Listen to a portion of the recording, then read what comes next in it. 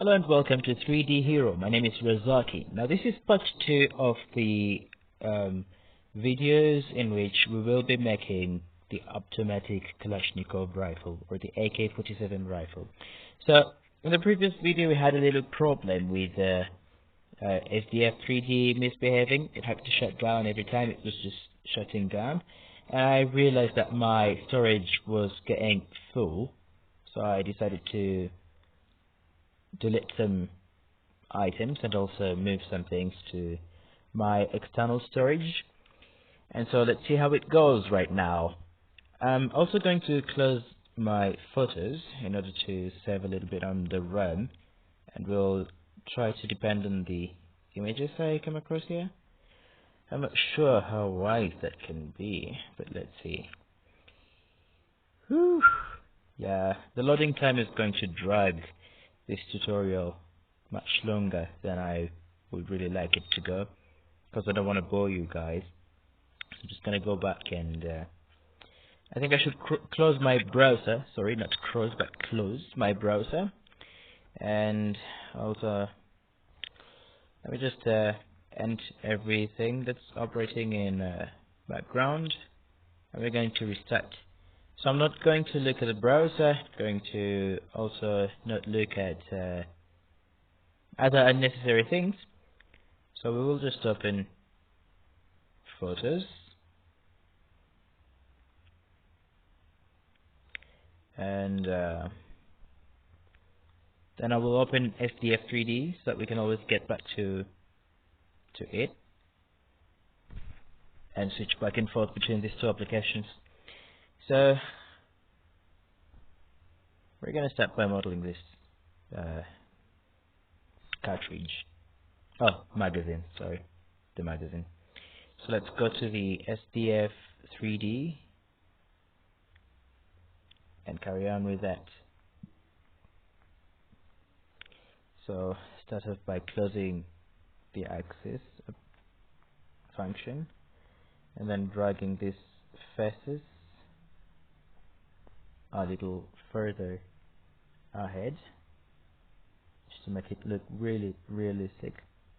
So we're gonna do that. Go to transform, move it along the x-axis a little bit, just a little bit, and ooh, it looks like something else. Undo,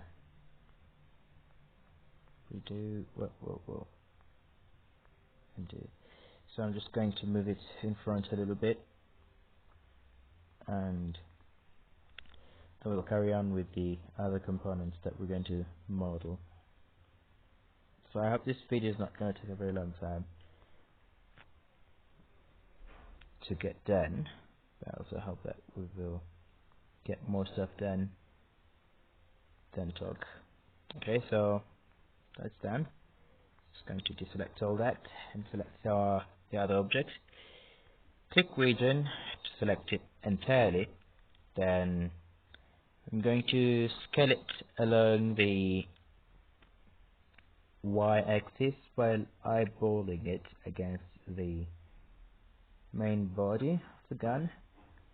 And then I'm also going to deselect it, and I'll select this strip that's looking at it all around. Then I'll go to shape and subdivide. Before we subdivide, there is something much more we can do about that. Just going to select the entire object by tapping on region.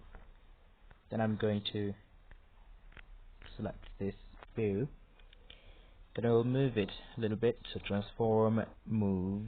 Gonna move it along the x-axis, then down the z-axis, and so deselect all the faces. Go to perspective view and select that face. Go back to that view. Go to shape and extrude. Move along the x-axis a little bit just to get that curvature. Rotate it along the y-axis. Then go back to shape and extrude again. move it along the x-axis, rotate it along the y-axis just to get the curvature. We're going to do that again. I believe that this is going to be the last time we do it. Yeah, and move it again along the x-axis, rotate it along the y-axis. Then I'm gonna hit let's go to projection view. This looks way bigger than the rest of the gun. Will look really abnormal, so I'm just going to transform it and scale it along all the axes we've got. I'm gonna move it up along the z-axis. Okay, if it does not really look fair to us, I'm just going to reverse select the other object, and then I'm going to scale it along the z-axis a little bit, along the x-axis a little bit, right there. Okay, so there it is. Now this magazine, I'm gonna scale it again along the y-axis. Yeah, I'm gonna scale it along the, not y but x-axis. Right there. It looks like a banana right now. Okay, so I'm not gonna concentrate much more on that for now. Just gonna save it because still SDF 3D is misbehaving. Actually, it's my phone that's misbehaving because there is so much on it that I have to get rid of. Now just free more space. So I'm going to select the strip and make it look less carved because I don't want it to look like a banana. So I'm going to go to shape and use split. I prefer using splits because it gives us less vertices than if we subdivide. Basically, because subdividing it would have added twice as many vertices as this, because it would have divided it into 3 sections, while this just split it in half. So the split function, I prefer it much more than using the subdivide function. Sometimes. So I'm just going to select the entire object top region, and I'm going to turn our projection to the front section and move this object along the y-axis towards where the gun is. Eyeball it, just zoom it and eyeball it to make sure it goes to the middle. Yeah, right there. Well, I'll leave it right there for now. I'm sure it's not perfect. I'll just save it again and go back to our reference image and see what's different, what we're gonna add as we move forward. So I'm just gonna go to photos. Okay, so it's bent a little bit. We're going to rotate it along the y-axis to make sure that it looks exactly like this one does, exactly like this one. But for now I'm going to model the handle or the butt. Not sure if that's what we're going to call it. Also, I realize that this magazine is bigger than it's really required to be, or is it that this is smaller? Okay, so that will work in later.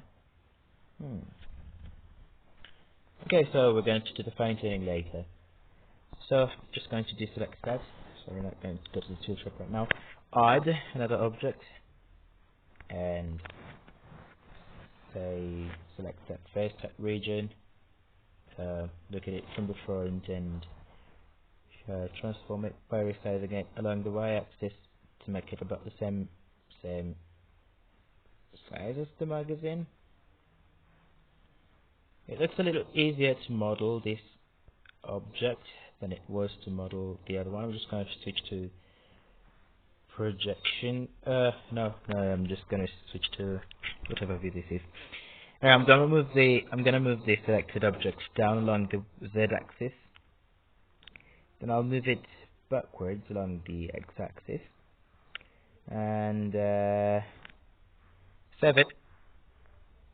Changes before my phone again misbehaves and This is the work that we're working on right now, the progress I mean, that we've got so far. Okay,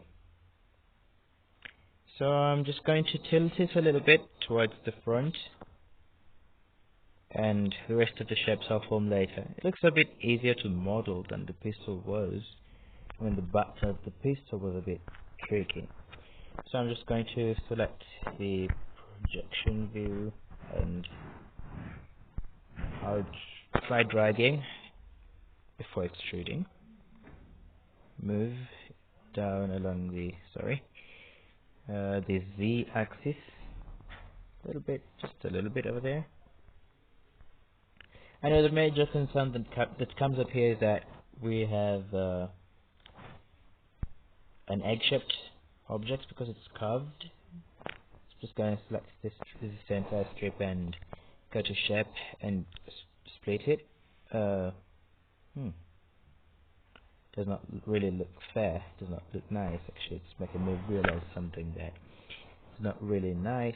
So I'm just going to undo by selecting the entire strip again and subdivided. That will give it much more.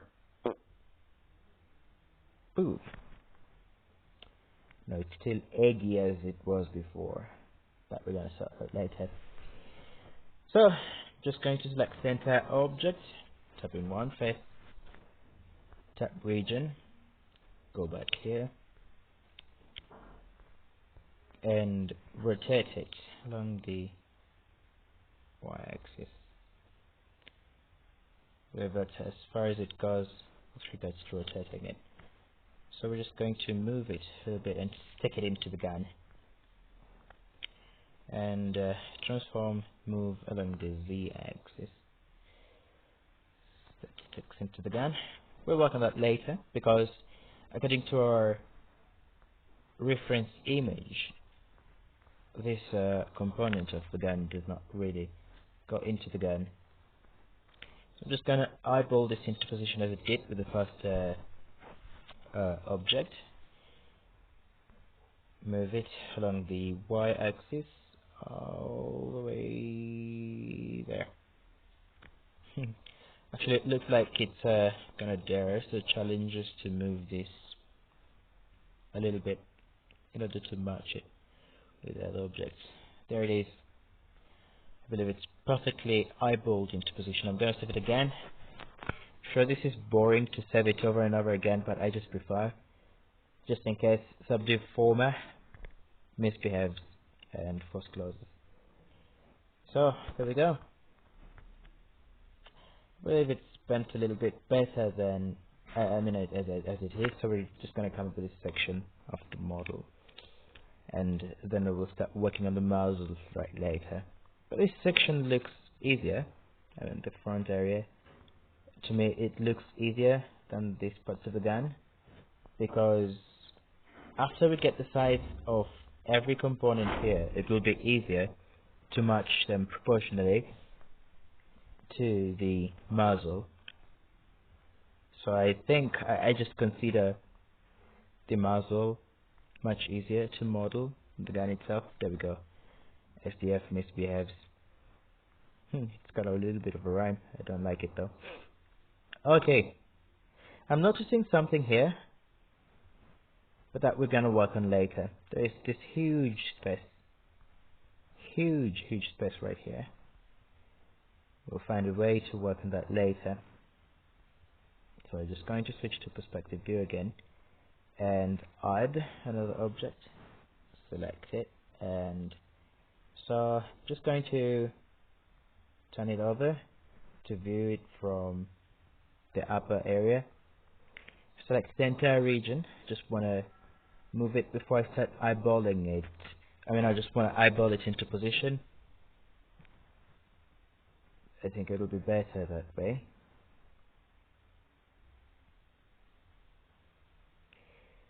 Okay. Gonna size it along the y-axis. Right there. Actually, I just realized that I never moved it entirely to the correct position as it's required. So I'm just gonna move it again along the y-axis. Okay, right there. Well, it can be really difficult, so I'm just gonna move it a little closer there so we can see what we're doing. What's matching, what's not matching, where it's supposed to be. Oof, I'd gotten it and then I missed it again. I think that's good enough. So I'm just going to deselect all the faces and switch to the projection. Select the entire region. So let's save this and go back to our reference image. We realize that the front area of this bat, which call it a bat, is smaller than the back side, and there is this little bit of an inclination right here. Looks a bit easy to model, but the sizes have got to be really accurate, because there is also this angle here. Because it's not entirely straight forward. I mean, it's not straight all the way to where the body of the gun is. So we're just going to model it. I think I will just get finished with this area. Again, Subdivformer misbehaves. I think it's my phone. I'm just gonna check my storage space later. In this video, I'll try and make it really short by adding every component before we move into the more demanding parts of this. Okay, so something here has got to be done. It's got to be done here. I realized that our objects are really can I just move them? I just realized that this area is shorter than it's really required to be, so I'm just gonna work on that a little bit right now in order to make sure that we do not have a problem later with proportions. So I'm just gonna move everything down a little bit, this as well. I'm gonna undo that. So select this, move it down, deselect it, select this entire region here, move it down a little bit, and then so what I've realized is that it's not fairly placed. I'm just gonna change that. These faces here are not really well put, so I'm just going to select the faces and drag them down a little bit to make sure that all proportions on the main component of the gun are maintained. So zoom in, move down along the Z axis. That might do. It might do. Let's try again. Take it a little lower. Actually, it does not look like a loaf of bread. Okay, so I think that will do. If I make the faces chunkier, we'll have more precision. So let's select the components and stick them back into the gun. Move along the Z axis. Right there. The butt or the handle. Right there. And so we're gonna shape this component right now. Okay, so I'll select the perspective view, select the back face of it, and move it along the Z axis a little bit. Okay. I'm just gonna move it down a little bit along the Z axis a little bit. Right there. Move it about along the x-axis, really. Yeah, right there. A little bit of down to have that angle we saw earlier, and then we will extrude it from here. But first, in order to make sure it does not misbehave on us, let's see if it's gonna misbehave or not.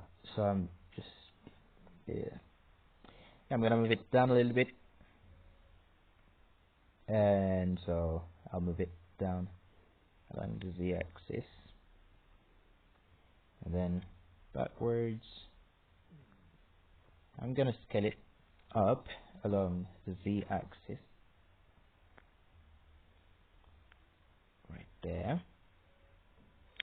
Then I'll move it up to make sure the back side is straight and the bottom is straight along the z-axis.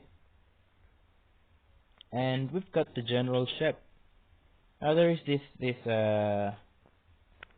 area, which is a bit concerning for you right now, this area, where it moves up a little bit. We're gonna work on that later, but right now we're just getting the basic shapes in order before we start getting the details down. So this video has been 20 minutes long. I'm just gonna save the project right now, and we'll get back into it and view it. And so this is the fruit of our labor. So this project has been 20 minutes done, and we're not going to make it any longer. Next we will be modeling the muzzle and start adding the finer details and shaping up the gun. I hope it's going to be the last part of this tutorial, modeling the automatic Kalashnikov, but I really strongly believe that we will have to move videos to finish this. But I hope you're learning something from modeling here on SDF 3D, and I really appreciate you watching this video. So once again, this is 3D Hero. Subscribe if you like the content here, and also hit the bell down there in order to make sure to find out immediately I upload a new video. So until next time, bye bye.